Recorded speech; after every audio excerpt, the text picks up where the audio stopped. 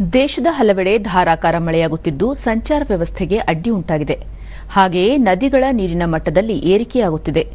ಕರಾವಳಿ ಕರ್ನಾಟಕ, ಗುಜರಾತ್, ಹರಿಯಾಣ, ಚಂಡೀಗಢ, ದೆಹಲಿ, ಹಿಮಾಚಲ ಪ್ರದೇಶ, ಜಮ್ಮು ಮತ್ತು ಕಾಶ್ಮೀರ, ಲಡಾಖ್, ಕೊಂಕಣ, ಗೋವಾ, ಮಧ್ಯ ಮಹಾರಾಷ್ಟ್ರ, ಒಡಿಶಾ, ಪಂಜಾಬ್, ಉತ್ತರಾಖಂಡ ಮತ್ತು ಪಶ್ಚಿಮ ಉತ್ತರ ಪ್ರದೇಶದಲ್ಲಿ ಇಂದು ಭಾರೀ ಮಳೆಯಾಗುವ ಸಾಧ್ಯತೆ ಇದೆ ಎಂದು ಭಾರತೀಯ ಹವಾಮಾನ ಇಲಾಖೆ ಮುನ್ಸೂಚನೆ ನೀಡಿದೆ.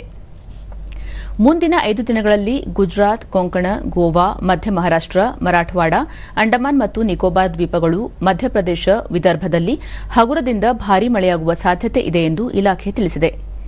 ಈ ನಡುವೆ ಕಾವೇರಿ ನದಿ ಜಲಾನಯನ ಪ್ರದೇಶದಲ್ಲಿ ಭಾರೀ ಮಳೆಯಾಗುತ್ತಿರುವ ಹಿನ್ನೆಲೆಯಲ್ಲಿ ಮೈಸೂರು ಜಿಲ್ಲೆಯ ಕೃಷ್ಣರಾಜಸಾಗರ ಜಲಾಶಯಕ್ಕೆ ಹೆಚ್ಚಿನ ನೀರು ಹರಿದು ಬರುತ್ತಿದ್ದು, ಜಲಾಶಯದಿಂದ ಸುಮಾರು 30 ರಿಂದ 50 ಸಾವಿರ ಕ್ಯೂಸೆಕ್ಗೂ ಅಧಿಕ ನೀರನ್ನು ಕಾವೇರಿ ನದಿಗೆ ಬಿಡಲಾಗುತ್ತಿದೆ. ನದಿಗೆ ಬಿಡುತ್ತಿರುವ ನೀರಿನ ಪ್ರಮಾಣ ಇನ್ನೂ ಹೆಚ್ಚಾಗುವ ಸಂಭವವಿದೆ.